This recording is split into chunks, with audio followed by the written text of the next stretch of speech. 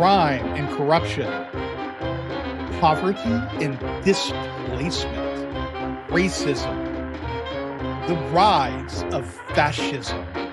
No, these are not today's headlines. This is American literature in the 1930s. The decade was full of dramatic events, crushing hardships, tough experiences, and surprisingly, transition and renewal. Because while the breadline stretched for blocks and desperation reached extremes, the social collapse clearly and starkly defined cracks in the American social, economic, cultural, and political systems. And from these difficult experiences, America's builders, the artists, the writers, the workers, the craftspeople, the educators, and more, forged a vision that, imperfect as it was, left enduring lessons we should not forget. Please, let's not ignore these lessons. This episode, we are going to examine the literature of the 1930s and look at a whole list of books that can tell us about the culture of the decade itself. So we're going to look at questions like, what concerned people the most? Who were their heroes? How did they view the economic and social problems? And also, how did they make meaning from their circumstances? Hopefully, we can learn important parallels from the character and flaws of the decade that may mirror many of our own. From the good earth to Their Eyes Were Watching God, from the Maltese Falcon to the Grapes of Wrath, this was a literary landscape shaped by crisis and sharpened by loss. According to Publishers Weekly, the most popular texts of the decade by sales and critical reception were the following: The Good Earth by Pearl S. Buck, Gone with the Wind by Margaret Mitchell, The Grapes of Wrath by John Steinbeck, As I Lay Dying by William Faulkner, The Maltese Falcon by Dashiell Hammett, The Joy of Cooking by Irma S. Rombauer, Anthony Adverse by Anthony Hervey, and of course, basically any book by Sinclair Lewis published during this time. He was wildly popular. Several of these books were #1 bestsellers for years, including The Good Earth, Gone with the Wind, Grapes of Wrath, and Anthony Adverse. Some of the former books may be familiar to you, but many of us probably have never heard of Anthony Adverse. We'll come back to these novels because what has become clear is that several distinct themes surface in a survey of these 1930s books. Detective and crime fiction was very popular. The Forgotten Man speech by FDR in 1932 definitely caught hold, and it tapped into the pain of a beleaguered and grievance-stricken populace. While the US turned inward to solve its problems, Europe struggled with the rise of fascism. While the focus in the US was on economic recovery, a few Americans sounded the alarm. Sinclair Lewis's It Can't Happen Here is among the most famous warnings of the decade. Quick note, please like and subscribe to support this channel. Thank you very much. The theme of the forgotten man may feel eerily similar to some of the discussions we see today in our news. There were frustrations over injurious government action, hostility toward the problems of everyday people. The unemployed were made to feel invisible, and there was lots of intimidation of unions.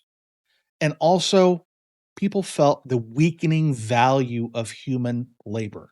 However, I do not want to overstate this comparison. While the tone of dissatisfaction between then and now shows parallels, the social and economic conditions are vastly different. As he ran his re-election campaign, President Herbert Hoover responded to criticisms of his government.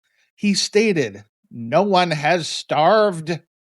and that the economy was still based on sound economic principles. Then, in 1932, Fortune magazine published the now famous article, "No One Has Starved."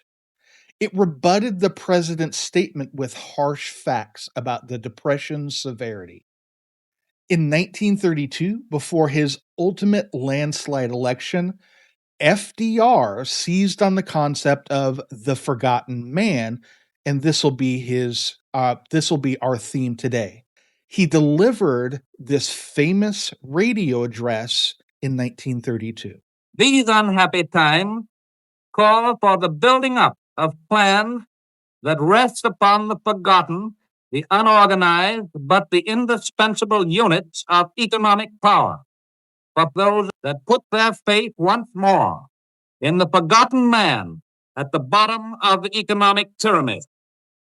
His speech called for a renewal of faith in the people affected most by the Depression. And in doing so, he highlighted an important emphasis that had been echoing through the literary record since the first market crash. The reactions to the forgotten man or common person, they varied, but each variation held a common populist sentiment. The 1930s gave rise to social and class consciousness amid the staggering increase of Americans who joined the ranks of the forgotten man. As unemployment swelled, more and more people became aware that the American dream had not only buckled, but it snapped. And those without resources were left to eke out their own means. A new conviction in literature met the population's fears in this economic climate with narratives that stressed the journeys of folks from rural backgrounds and urban working class, from small town America to high profile actors in Hollywood. These books brought social consciousness to American psychology. John Dos Passos's USA trilogy spanned the 1930s, and the first entry, the 42nd Parallel, came in just under the wire in 1930, I believe in January. The book is a series of vignettes and character arcs that chart the paths of several average people over several years. Now, I've read lots of modernist novels, but what really jumped out to me was the emphasis on mass media perspectives and also the relative and unheralded plainness with which several of the central characters died. This is a sterling example of American high modernism at work. Dos Passos emphasized form over narrative to achieve the novel's major effects. Those aforementioned deaths, for example, are frequently buried in the middle of descriptive setups to other parts of the story. In one story arc, for example, a character's parents die, and only a few sentences, at most, mark their passing. These average lives are juxtaposed with the interruptions from headlines and newsreels about big happenings in the world. And the form shows the dwindling impact of single lives in small communities against the breadth of global mass media empire. I know a bit about this next novel. The Good Earth by Pearl S. Buck was a surprise hit of the decade. It follows the sprawling lives of rural Chinese family as they make their subsistence from the farm. The main character, Wang Lung, sees some success, and he is driven to learn important lessons about returning to his connection with the land, hence Good Earth. Not a previously popular subject in America, many readers in the 1930s found common cause with the poor rural family, and it inspired interest in Chinese culture for years after. Buck eventually she won the Pulitzer Prize for The Good Earth. The book itself is easy to follow, and its author made the lives of her Chinese characters accessible to a broad swath of American readers. Many critics compare O'Hara's appointment in Samara with The Great Gatsby. So this may give you some indication of the subject and tone of the novel. It is as much a social critique as a tragedy. It follows the fall of wealthy main character Julian English through several poor life choices. Its publication in the middle of the Depression and its emphasis on tragedy and wealth strongly suggest that this book's appeal came from its sharp critique of American wealth and capitalism. Zora Neale Hurston's Their Eyes Were Watching God is one of my favorite all-time novels, and I placed it in this category of FDR's forgotten people because it traces the everyday lives of his characters, but it treats his characters' lives as important, which is a compliment to so many other narratives that sought to elevate the lives of working people. It also stands out because of Hurston's keen anthropologist's eye. Particularly, and this was a controversy at the time, it depicts Black lives at the forefront of the narrative, but it maintains a scholar's distance from what Du Bois called questions of the color line. This is both a source of the novel's critique and praise from readers, which complicates its legacy and requires readers to delve into its complexity as a matter of the discourse. Hurston adds texture and nuance to the lives and cultures Janie, her main character, encounters throughout the book. Readers are rightly concerned about the casual depictions of domestic violence, but even then, instances with Joe Stark and Tea Cake are treated with complexity, and the novel does not provide readers with clear answers to the moral outcomes of the book. The book's reception was both critically and commercially mixed. The fact that it went out of print until Alice Walker wrote about it later on is one of the big tragedies and comebacks of the 20th century of American literature.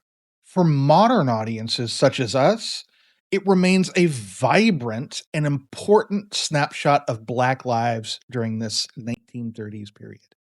This next piece is not a book, but many older folks in this audience may have been forced to read it at one time or another in class. Thornton Wilder's play, Our Town, is a mainstay of amateur drama because it feels so familiar to people. The simple plot about life and death in a small town is accessible to a broad audience who may recognize themselves in it. Of course, John Steinbeck's Grapes of Wrath is on this list. It's pretty bleak, but I found that in my last reread of it, the experience is still pretty profound because so many of the themes still resonate today.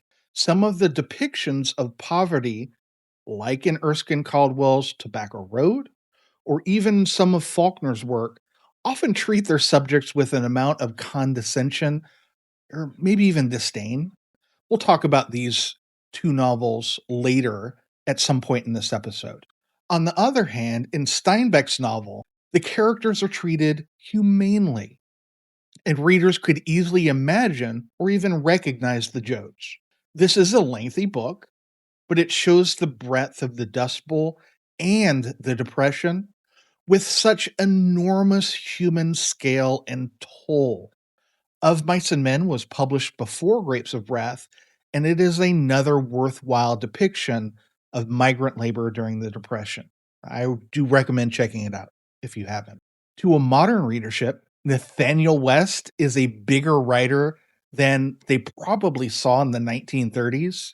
But given the benefit of hindsight, many readers see not only literary value, but also an observant, if not dramatic, depiction of the 30s seedy underbelly. And by the way, I plan on using the words seedy underbelly at least 4 more times during this episode.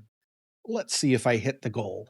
West will appear in this episode again, but for this category of books, his The Day of the Locust gives us a depiction of Hollywood for the average Joe or Janie. We could very well call this The Forgotten Man Hits Hollywood. The main character, Todd Hackett, arrives in Hollywood hoping to work on his next art project. But while in Hollywood, he's no match for its dangers. Like Dos Passos' use of mass media, West Los Angeles is a place where individuals get lost and they buckle under the weight of powers beyond their control.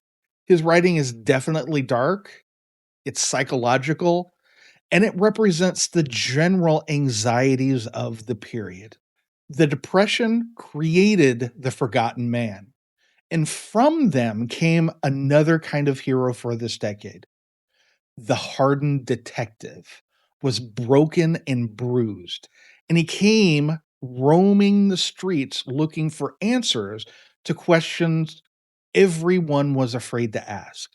When someone fell through the cracks in society, the detective was there to mop up the mess. Every case was about power, corruption, and the people who society neglected. While the detective seems like an odd match for such a fraught times, they were exactly the heroes the forgotten man needed and wanted to be. This is not a genre with which I am too familiar, but the 1930s could not be accurately characterized without serious representation from the crime fiction genre. First up in this category, The Maltese Falcon may be Dashiell Hammett's most famous work. At the center is a priceless statue, the so called Maltese Falcon, which gets caught up in a web of deceit and intrigue for those who attempt to acquire it. The legendary Sam Spade is pulled into this web by a dame with a secret, and of course, who else? Hammett is known for stark but sharp prose. With hardly a word wasted, his spare style fits the directions that one might see in a script for the silver screen. After him, Rudolph Fisher wrote the first known detective novel by a Black author. It's called The Conjure Man Dies.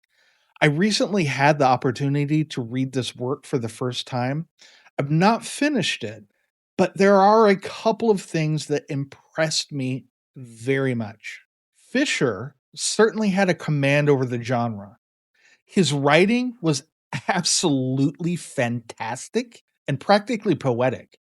And he uses a lot of rich detail from the African diaspora, which gives the novel in Harlem lots of texture. Then, when I think of noir and hard boiled detective novels, I'm usually thinking of Raymond Chandler's The Big Sleep. Chandler's novels truly represent the seedy underbelly of the 1930s. So those are worth another check out too. After him, Hammett's final novel is The Thin Man, and it seems to be his deepest according to Chatter Online. I don't know too much about this novel, but it is definitely one of the foundational books of crime fiction and certainly of the decade. I told you that Nathaniel West would be here again. Miss Lonely Hearts is an odd but compelling novel, and West never really saw success during his lifetime. But for modern readers, West's books exemplify the disillusionment that characterized the Depression. West's protagonist is an advice columnist. But as the story progresses, he falls deeper into mental depression as he finds his mass produced column does not seem to satisfy the general discontent it professes to address. The rest of the book is a series of ill considered choices, and they lead Miss Lonely Hearts deeper into the abyss of crime and passion. Finally, we come to James Cain. He has 2 books for us. First, The Postman Always Rings Twice was both a critical and commercial success. The narrative involves an affair, a murder plot, and lots of twists. The protagonist is an atypical, forgotten man who runs afoul of love and life. Cain also had a serialized novel, Double Indemnity.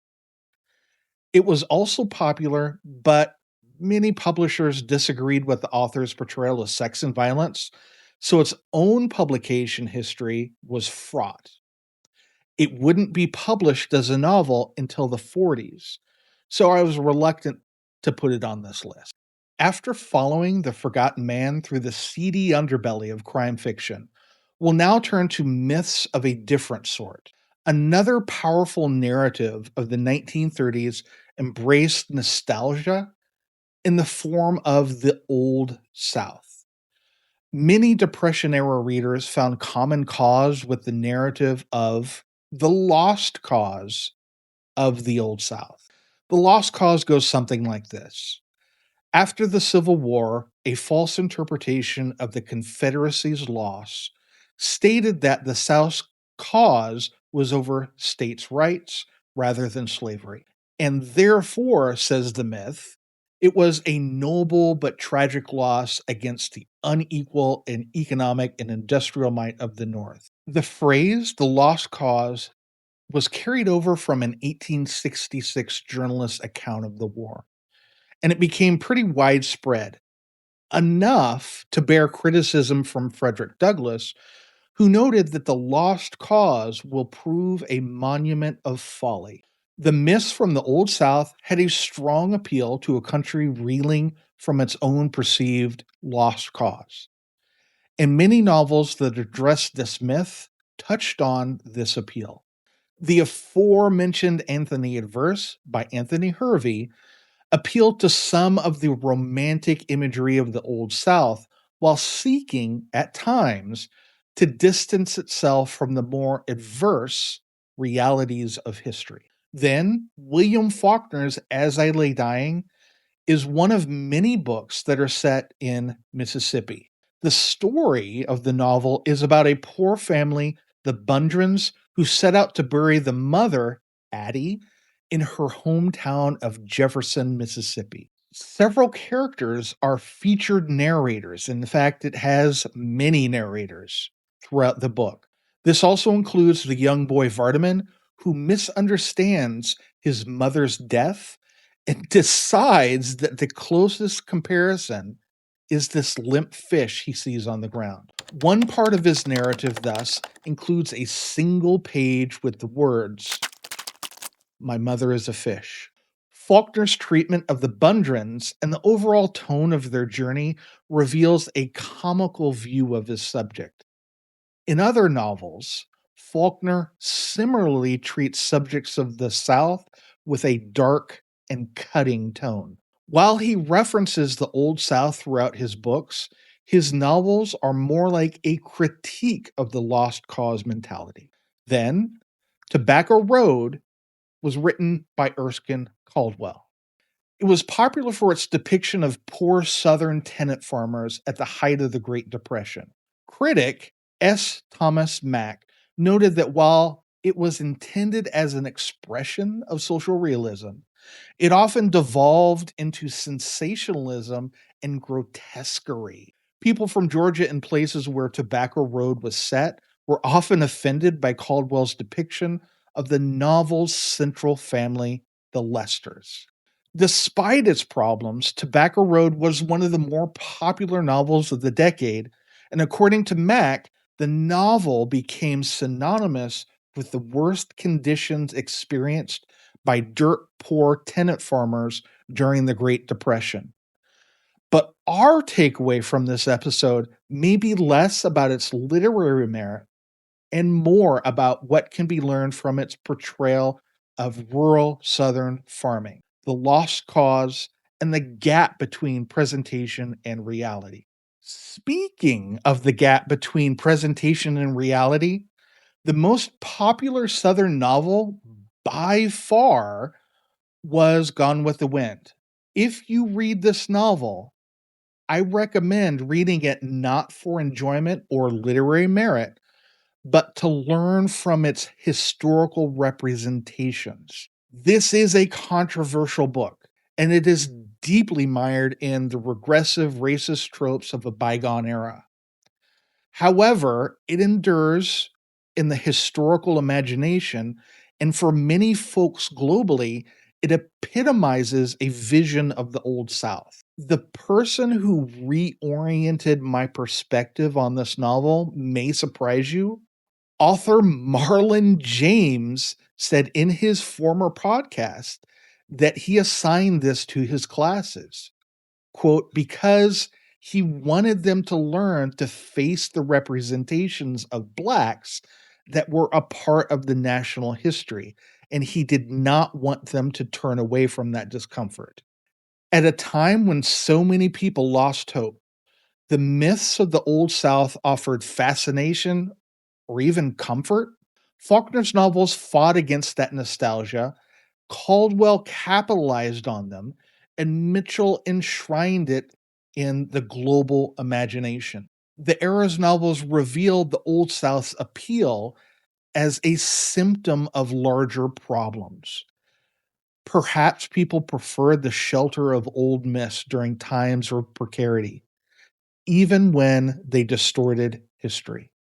While some best selling novels clung to visions of the Old South, other writers actively pursued clarity on the racial violence and injustice that the Lost Cause obscured. In 1932, Langston Hughes released a publication, Scottsboro Limited, which included 4 original poems and a play. The publication brought to light one of the period's most notorious miscarriages of injustice, in which 9 young Black men were accused of raping 2 white women aboard a freight train in Alabama. 8 of the 9 young men were sentenced to death for the act, but the trial would drag on throughout the 30s, and despite one of the women, Ruby Bates, testifying to fabricating the accusations, incarceration and legal proceedings would drag on for several more decades. Other writers also challenged some of the tidy images of the Old South. In other major works of the Harlem Renaissance, Arna Bontemps published Black Thunder in 1936. In it, he told the story of the real-life Gabriel Prosser. Prosser, a skilled blacksmith who was enslaved, organized a group of other enslaved people and poor whites who rebelled against the slaveholding elite. The novel saw critical but not commercial success. Its storylines bear a well-defined parallel with tensions over poverty and oppression during the 30s. Bontemps' novel exposed how systems of power use fear and violence to control mass populations, and it depicted a general sense of unrest and protest during this era. Across Europe, authoritarian leaders were rising to power, and Americans wondered whether their institutions were as stable as they believed. Sinclair Lewis addressed this fear head on in his novel, It Can't Happen Here. It asked whether a fascist regime could actually take root right here at home.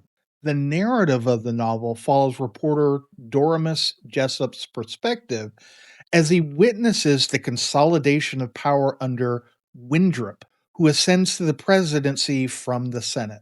The regime is less Hitler and Mussolini than populist, although one member of Winthrop's party remarks on his admiration for Hitler and Mussolini's show of power. Winthrop eventually outlaws dissent, and he severely restricts women and minorities' rights.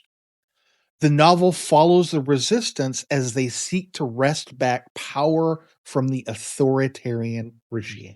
When we began this episode, we asked what it meant to be the forgotten man in the 1930s. After moving through epics about class, hard-boiled narratives, myths of the Old South, and warnings about fascism, we've arrived at a conclusion. The forgotten man was a symbol of a national crisis. The writers of this decade captured the moment of crisis and put the forgotten people at the center of the story. Perhaps this is why these books continue to echo through history. As we grapple with our own problems of inequality, we can turn to these stories as a remembrance of our charted past and perhaps a vision of a transition to another stage. Thank you very much for listening. This has been Tilting at Tomes. I am Ben. Don't forget to like and subscribe to support this channel.